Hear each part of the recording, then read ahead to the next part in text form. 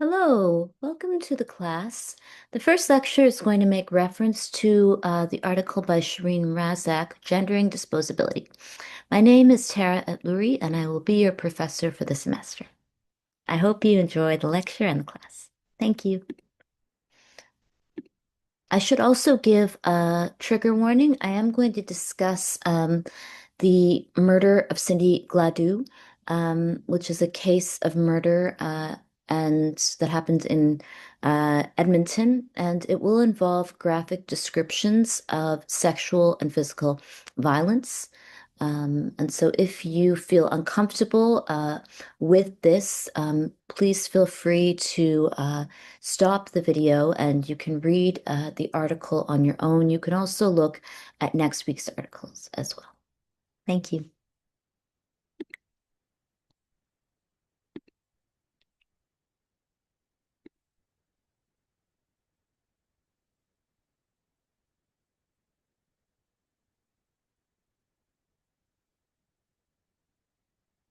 So the lecture will discuss missing and murdered Indigenous women and girls in Canada.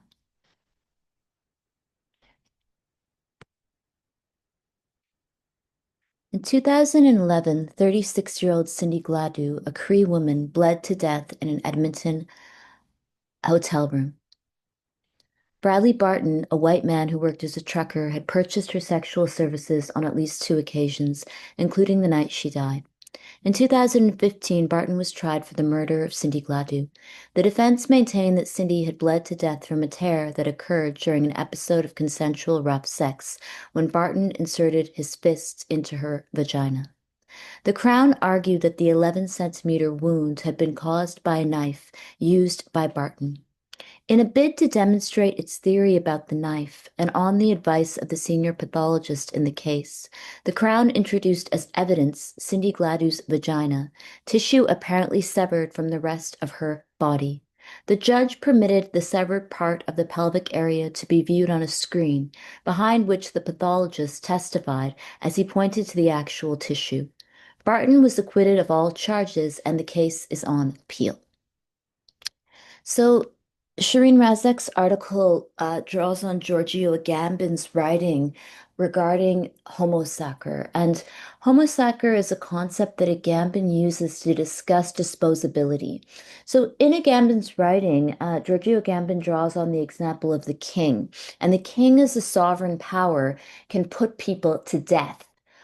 With impunity. And so, without any penalty or without any reference to modern law or due process, a king can sentence someone to death. And so Agamben is interested in the ways that modern nation states still produce this figure of the homo sacer who can be killed or turned into what Agamben refers to as bare life. And so Shireen Razak is interested in asking whether Agamben's work uh, could be used to understand the plight of missing and murdered Indigenous women and girls who are often killed without any real recourse to law and who are often killed in ways that exonerate uh, murderers and specifically white men.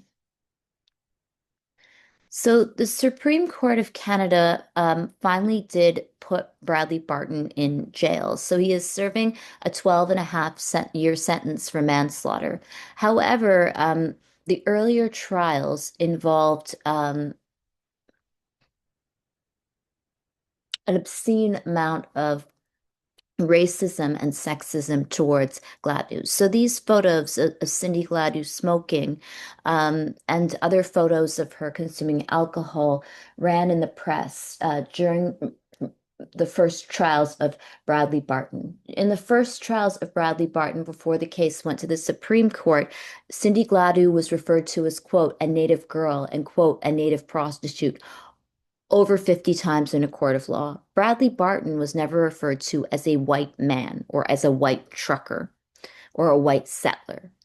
Um, these photos obviously conjure up images of substance abuse, addiction, that is specifically imagined to be more acute or problematic in the lives of Indigenous people than in the lives of settlers due to Canadian racism. So, Canadian racism often operates by magnifying any kind of, I guess, problems or negative things that Indigenous people do and that other people of color or Black Canadians do. So this is how racism and discrimination often operates. So discrimination often involves an obsessive focus on any negative behavior or uh,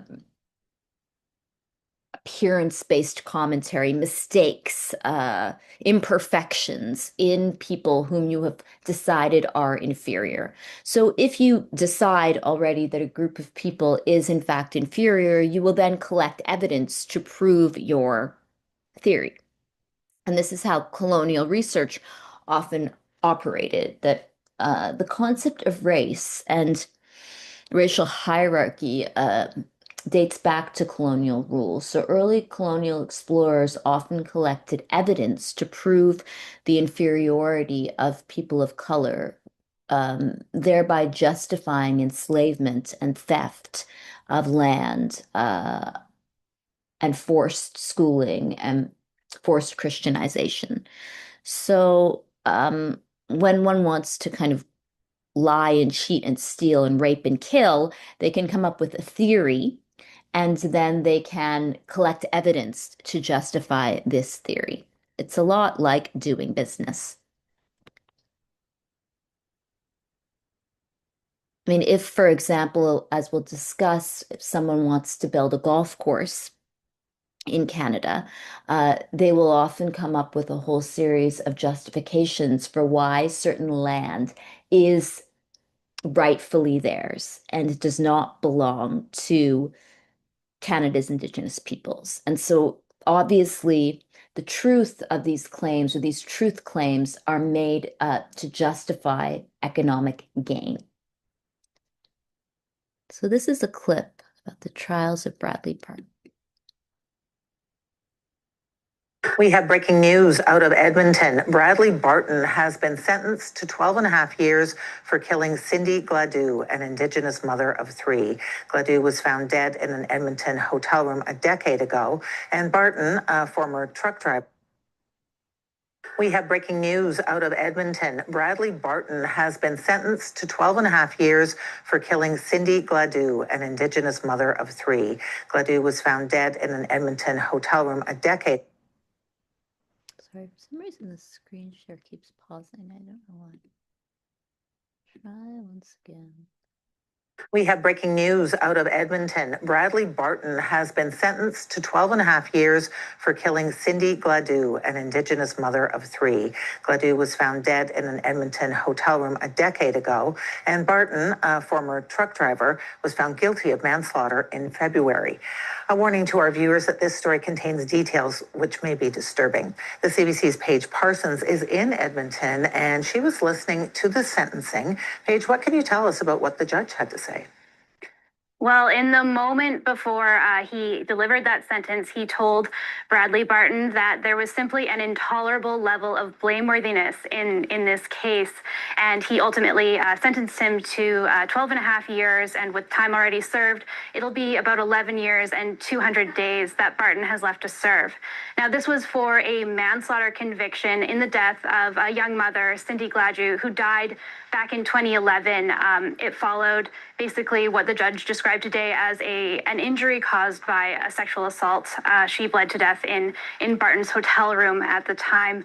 And so the sentence he landed on is about the midpoint between what the defense and Crown prosecutors were seeking, but he said it came down to aggravating factors, such as that Barton, didn't try to get Gladue help. He didn't tell the truth when he was speaking to police and others after the incident. And that's how they arrived at that sentence of, over 12 years. Now, this case has been going on for over a decade. This was actually the second time that Barton has been tried in the death of Cindy Gladue. What has happened since then? The original trial, he went to trial on a murder charge back in 2015, and he was acquitted initially. But that sparked, large protests in Alberta here and elsewhere because of the way that Cindy Gladue was spoken about during the trial. They relied on some, myths and stereotypes about Indigenous women as well as sex workers. She was because Gladue had participated in a cash transaction for sex with Barton, but ultimately that went up through the appeal court in Alberta to the Supreme Court of Canada, and they ended up retrying him for manslaughter here today. And so it's been a really long journey. It's been very hard on her family, who in their victim impact statements during this trial shared just what a nightmare it's been for this to go on for decades, and how much they really miss Cindy. So the family had said previous to the sentencing that they were hoping that after today, they'd be able to get some closure. All right. Thank you so much, Paige. That's the CBC's Paige Parsons in Edmonton. And if you need support and would like to talk to a counselor, you can call an independent toll-free line. That number is 1-844-413-6649. It is available free of charge, 24 hours a day, 7 days a week.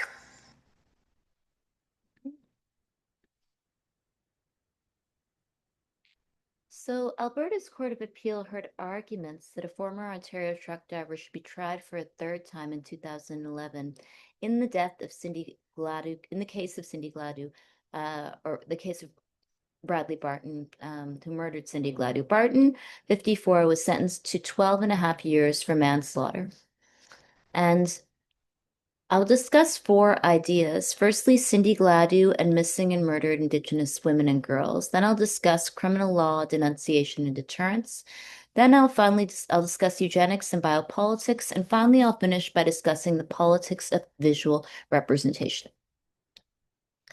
So the Missing and Murdered Indigenous Women and Girls report is a report that was released by the federal government of Canada. And it documents what some authors have termed genocide. And the specific aggression and animosity and, in certain instances, hatred of Indigenous peoples is expressed in the desire to kill Indigenous women and girls, or to forcibly sterilize Indigenous women and girls, thereby enacting a genocide that is perhaps similar to Nazism. So, missing and murdered Indigenous women and girls refers to the national crisis in Canada and the US involving disproportionate violence against Indigenous women, girls, and Two-Spirit LGBTQI plus people stemming from systemic human rights violations, colonialism, systemic racism. The report, launched in 2016, investigated this crisis, finding these violations at root causes and issuing calls for justice in its 2019 Reclaiming Power in Place report, leading to the Missing and Murdered Indigenous Women and Girls Two-Spirit Plus National Action Plan to address these issues. So in 2016, this report was released by the federal government of Canada, and there was a lot of news, and it followed the TRC report, the Truth and Reconciliation Commission report. So since that time, as a Canadian and as an academic, who has a PhD in sociology from York University, and my postdoc is from the Open University. And both of my postdoc and PhD were fully funded by the Social Sciences and Humanities Research Council of Canada, which is a federal funding body. So from the time that these reports have been released, I have witnessed an extreme form of backlash within the university community and within all of Canada's institutions, specifically hiring men, and men who have been convicted or accused of sexual harassment, domestic violence, even the killing of women in other countries, and bringing them to Canada and giving them high salaries has been something that I have been a witness towards and been disgusted by. Supporting men who have sexually harassed students and actually criminalizing students who report the sexual harassment, the rape, the stalking, and filing charges of defamation against students in Canada has happened since the release of these reports. There has been a great deal of anger on the part of the Canadian public and a defense of men. Uh, there's been a defense of, firstly, white Canadian settler men, men who have attacked transgender women, men who have attacked women of color, men who have killed their wives, men who have sexually harassed students, men who have tried to kill their gay and lesbian and transgender children. And these men have been defended in Canada's institutions, in all institutions. They've been defended in the private sector. They've been given promotions. Then we come to what happens now and later on, that men who actually uphold values that would be against international law and propagate religious fundamentalism and extreme forms of orthodox religious violence against women have had a platform within the university. So even after the killing of Massa Amini, the universities and Canada's institutions have promoted men who actually support religious violence against women and forced marriage, and who do not support queer rights under the guise of multiculturalism or some form of anti-racism, which I guess involves supporting someone's right to be a pathological criminal, a rapist, and a murderer as a form of, yes, quote, anti-racism. And so this has happened in Canada, and I believe it has been a direct result of these two reports and of the mobilization of Indigenous women and Indigenous people and allies of Indigenous peoples. And I believe that this backlash will continue and will cause many people to quit their jobs. It will also cause a lot of lawsuits and a lot of legal claims. So the case of Cindy Gladue was one case in which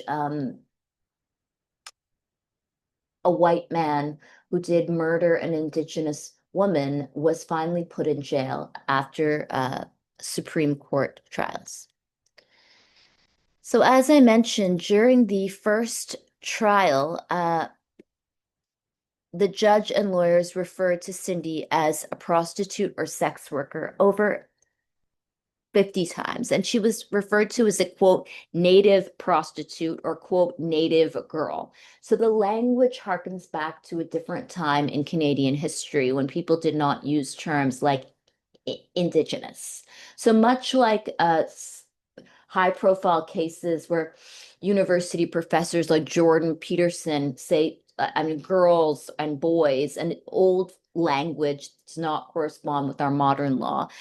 These cases obviously are indicative of a lack of respect for Canadian law and a lack of respect for modern business terms, modern language. So language is one of the ways that sexual violence, racial violence is kind of managed. So using terms like native girl is a way of diminishing the harm that one has caused against a person whom they have actually killed.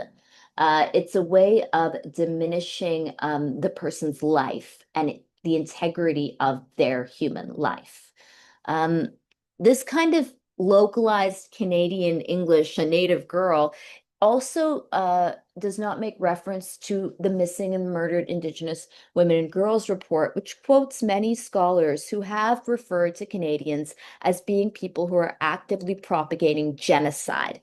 And the term genocide has been debated, but it is one that scholars have used over and over again to look at the ways in which many of the tactics used by Nazis against Jewish people and against other minorities during the Holocaust have been used to kill Canada's Indigenous people, including forced sterilization of Indigenous women and girls, including impoverishment, the theft of land,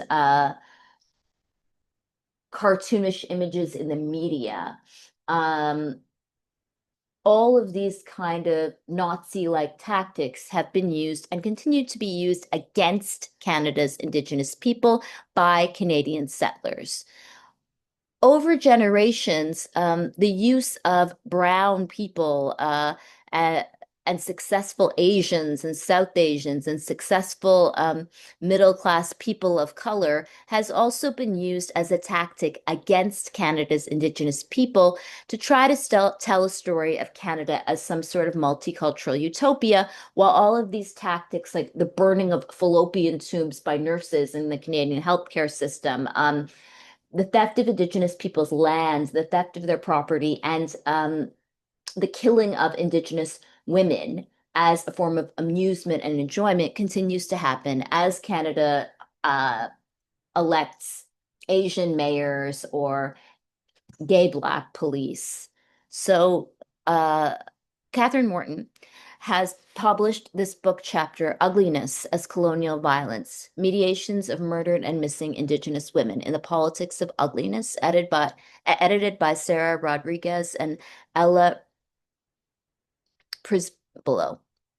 And so, what Morton is arguing is that the media's representation of Indigenous women and girls as addicts or as poor, and the photos that are used of mug shots and the really unflattering images, often of Indigenous people being drunk or often of Indigenous people sleeping on the street, engaged in crime, this kind of really hideous or ghastly media production of images. Is a way that the violence is normalized. It is also a way that the media participates in posthumous trials. So posthumous trials are what happens when, or are, it is a process in which the criminal justice system victimizes someone after they are dead. So a good example is George Floyd. So George Floyd, citizen of the United States of America, uh, was referred to as having, quote, counterfeit currency over and over and over again after he was dead. So Derek Chauvin, a white American police officer, stood on George Floyd's neck and he screamed out, "I can't breathe," 20 times. And then he, of course, died. But in the trial of Derek Chauvin, George Floyd was referred to as someone who had, quote, counterfeit currency. So even after someone is dead, they can be then put on trial. So their murder seems like it was a valiant kind of killing of a criminal by a hero, rather than the killing of an innocent civilian who was unarmed or who was not, I guess, accused of any crimes of murder themselves and who should not have been killed, and who was not actually given a fair trial if they were, in fact, a criminal. So these kind of posthumous trials are really disturbing, but they aren't really new in the criminal justice system. So putting women on trial who have reported rape because of their clothing or consumption of alcohol or because of their mental health, because of their lifestyle, or even because of their personality, is common. And there's a long history of it in the criminal justice system everywhere in the world. So, rape victims are also often portrayed through this discourse of the ugly or the fallen woman, the awful woman, the nasty woman who, in fact, deserved to be raped. And these trials of provocation have a long history in the American and Canadian criminal justice system. So, Shireen Razak cites the work of Francois Vergas. The fabrication of disposable peoples throughout history points to the permanence of a specific construction of otherness in which the excess of enjoyment is expressed through the transformation of a human being into matter. And Razak cites Francois Vergas, who discusses the ways that colonialism often involved turning human beings into disposable matter or into human waste. What I would argue is that class is central to the case of Cindy Gladue and to the murder of Cindy Gladue. The ideas of the ruling class are in every epoch the ruling ideas. The class, which is the ruling material force of society, is at the same time its ruling intellectual force.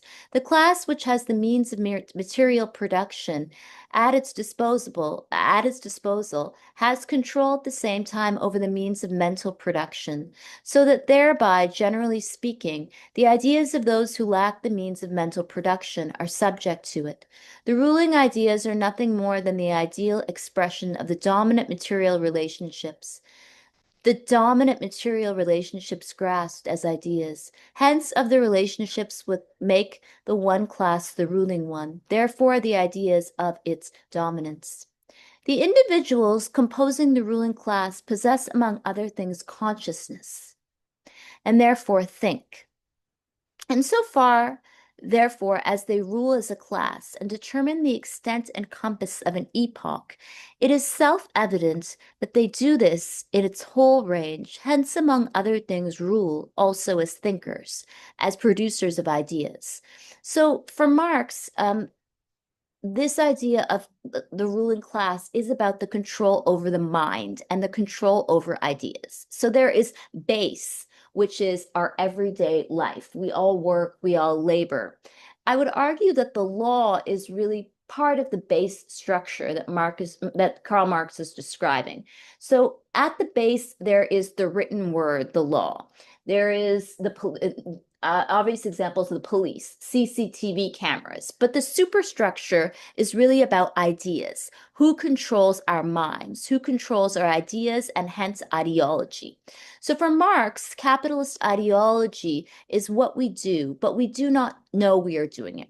We are all participating silently and seamlessly and without a great deal of effort in capitalism. So for Marx, we are all kind of in many ways duped by capitalist ideology. So the fact that Cindy Gladue appears to us as being bad in some way or negative is part of the ruling ideology and the way that ruling settlers, and specifically white settlers, and middle class settlers, middle class cisgender heterosexual suburban settlers, have control over our ideas and whom we think of as what Sunira Tabani would refer to as an exalted subject, as opposed to those who we think of as lesser than. And when those who are lesser than die in this kind of white settler nation building and in this kind of class hierarchy, their deaths are not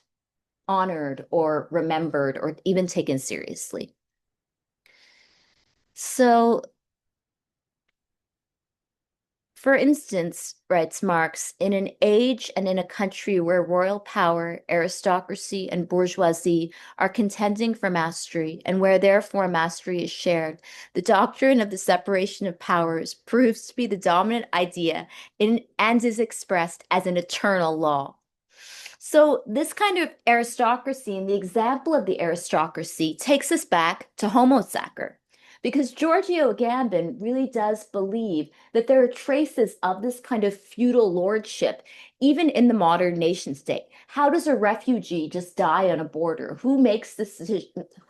Who, who makes this choice or decision? Who is in a power to let live or let die? And it is the state. But then who is the Homo Sacer? And in many cases, it is not a white affluent person who is let die, but the person who is let live and the person who has the power to decide who lives and who dies is obviously the most privileged person and someone who occupies the position of the ruling class.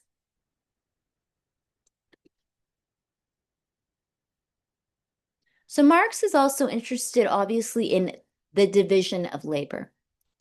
So Karl Marx writes, the division of labor, which we already saw above as one of the chief forces of history up till now, manifests itself also in the ruling class as the division of mental and material labor, so that inside this class, one part appears as the thinkers of the class, its active, conceptive ideologists, who make the perfecting of the illusion of the class about itself their chief source of livelihood, while the other's attitude to these ideas and illusions is more passive and receptive, because they're in reality the active members of the class and have less time to make up illusions and ideas about themselves. And so, if we were to think about this division of labor, we can turn to the scholarship of Marxist feminists like Nancy Fraser, who looks at the ways that bodily labor, domestic labor, the labor of giving birth to children, the labor of the body, is often thought to be women's work. And so obviously the mental labor, intellectual labor, philosophers, great painters painting a dot and making a million with a dot on a canvas is the work of great men. And we can see this in contemporary US politics. The Vice President of the United States of America believes that women are cat ladies and sociopaths who, because they do not do the work of childbirth and child rearing, which is essentially bodily labor. And so intellectual labor is not seen to be valuable when it is done by women. It is somehow sociopathic behavior. So in reality, when sociopaths kill women, they often reduce women to a body part. So Bradley Barton inserted a knife into Cindy Gladu's vagina, and she bled to death in a hotel bathtub. And this is obviously an effort to reduce women to their bodies. In the first trials of Bradley Barton, a white trucker and a white man, Cindy Gladu was then referred to as, quote, a native prostitute, quote, a native girl, over 50 times. This girlhood is about infantilization. She was not seen to have intellectual capacity of an adult. So she was, yes, a girl. And then a prostitute, which is again about her body. There is no reference to Cindy Gladu's education. Cindy Gladu could have had a PhD from York University, as I do. Cindy Gladu could have had a postdoc, as I do. Cindy Gladu was a mother. Cindy Gladu probably worked at some point. She was 38 years old and born in Canada. So this effort to reduce Cindy Gladu to matter is an example of her reduction to bare life, someone who can be killed with impunity in the way that an aristocrat could kill a slave. Yasmin Jawani comments that Indigenous women are largely portrayed as abject victims of poverty, their lives marked by alcohol and drug addictions, homelessness, high infant mortality and morbidity rates, greater incidence of HIV, hepatitis infections, and gynecological cancers. In effect, they are represented as one of the most hopeless segments of society. There is a common treatment within the visual discourse of missing and murdered Indigenous women that establishes Indigenous women as the most helpless and vulnerable marginalized population. Anderson and Robertson comment that through the visual discourse, the press tells stories of violence against Indigenous women by constructing them as weak, backward, sexualized objects, anonymous, replaceable bodies. So this kind of disposability is also about the division of labor, the base, the superstructure, and the class structure. So those who produce high-minded ideas, the ruling class, those who can think, those who can feel, those whose relationships and legal contracts and legal rights are seen to have sanctity, the exalted subjects, are deserving of sympathy. They are people whose names we remember. There are people whose titles we remember, whose labor we value, whose ideas we value. They did exist. They do and did exist, and they will exist in history. Those who can be killed, like Cindy Gladu, with a great deal of hatred and vengeance, and then with mockery in the media, with mockery in courts, are forgotten, and they are forgotten in history. This is really also about history and who records Canadian history. So colonial history begins at the point when a white, blue-eyed, blonde-haired man, a white Christian or Catholic man, a European man, sees others. And so before that, there is no history. And history is often buried because history is often recorded as only beginning at the point of colonial contact. And obviously, there are radical or more progressive historians in this time period who would look at history before colonial contact. But a lot of history is still thought of as beginning with a colonial gaze. And so this is also how Indigenous people become disposable. Albert Memmi, a post-colonial scholar, argues that colonized people bear the mark of the plural, which means that when you are a colonized person, you are not an individual. You can be grouped together en masse as an African or as a person of color or as a Indigenous person. You are not given any rational individual personhood or agency. This is also about the law. So individuals have legal rights. The law confers rights onto individuals. As an individual person, I have one name, one bank account. I am an individual. I have one mind and I can make rational choices with my mind. But if I am then put as if I am then made to or forced to exist as part of a group, I cannot think for myself. I cannot make choices for myself. Other people can speak on my behalf. And the feminist movement has documented the ways in which women are often subject to this kind of paternalism. Women are not thought to be people who can make rational choices. So women who are part of certain ethnic or religious groups are often spoken about and for. They are often discriminated against, or we are often discriminated against as people who belong or are property of some sort of ethnic or religious group. This happens at all levels of institutions in Canada, including immigration, the banking sector, the workforce. So being thought of as the wife or daughter of an ethnic man or a man who practices a religion is a way that one does not have full legal rights or human rights and is therefore disposable, nameless, a person with no history. So the second point I'll discuss is criminal law, denunciation, and deterrence. And I'll stop the lecture now. I'll record the second half in a different video. Thank you.